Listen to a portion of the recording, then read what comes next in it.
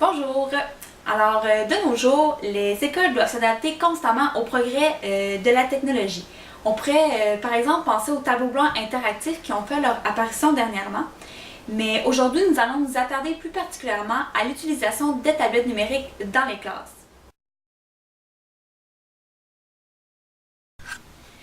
Nous avons eu accès à une étude qui a été faite par l'Académie de Grenoble en France en 2012. C'était une étude, bien sûr, qui portait sur l'utilisation des tablettes numériques en classe. Suite à cette étude, ils ont pu constater l'atteinte de différents objectifs grâce aux tablettes. Un des objectifs atteints est bien sûr l'acquisition de nouvelles connaissances dans différentes matières.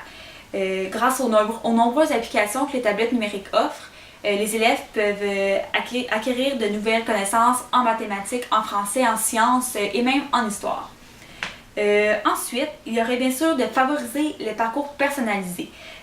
Étant donné que les tablettes numériques sont des outils personnels et individuels, cela permet à chaque élève d'apprendre à son rythme et de progresser aussi à son rythme.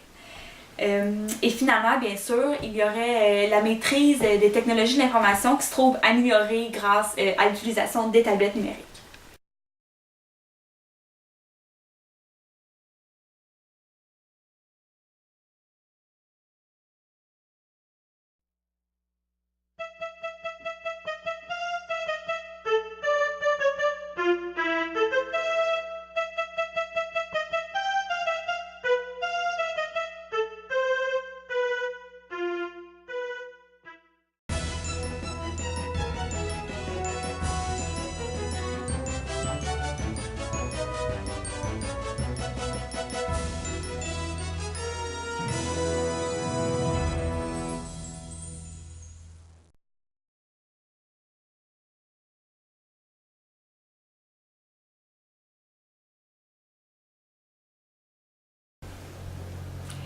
Alors pour moi, l'arrivée de la tablette numérique dans les classes, elle a comme principal avantage d'amener une diversité dans ma façon d'enseigner.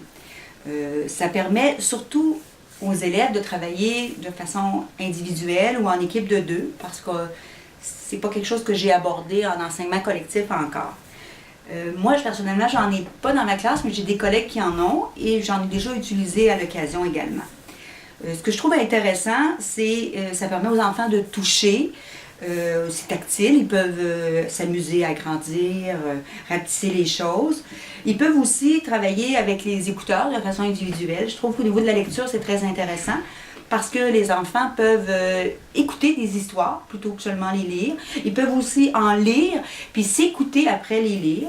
Ça peut être intéressant aussi pour l'enseignant. Moi, je l'ai déjà utilisé pour lire des textes que les enfants avaient composés et j'ai corrigé leurs textes en leur donnant des informations. Ils devaient s'écouter et corriger leurs textes après ça. Les enfants ont bien aimé ça. Alors pour moi, c'est un outil intéressant. C'est sûr qu'il ne faut pas abuser, il faut qu'on s'en serve de façon pas tout le temps. Il faut que ça soit de façon irrégulière parce que sinon ça enlève l'attrait, je trouve. Donc maintenant, nous allons vous parler des avantages et des inconvénients que peuvent apporter la tablette en classe. Le collège Le Moucherotte en France critique l'utilisation des tablettes. Tout d'abord, le fait que chaque élève ait sa tablette permet une grande autonomie et des initiatives sur leurs propres apprentissages pour les élèves. Par contre, il favorise un travail individuel au détriment d'un travail en équipe, en coopération. Cette nouvelle technologie favorise la différenciation pédagogique.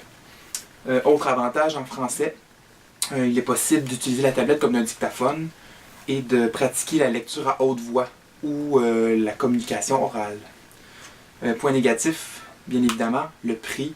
Les tablettes sont assez dispendieuses et on doit les recharger régulièrement, chose qu'on n'a pas besoin de faire avec un manuel scolaire ou d'autres articles du même genre.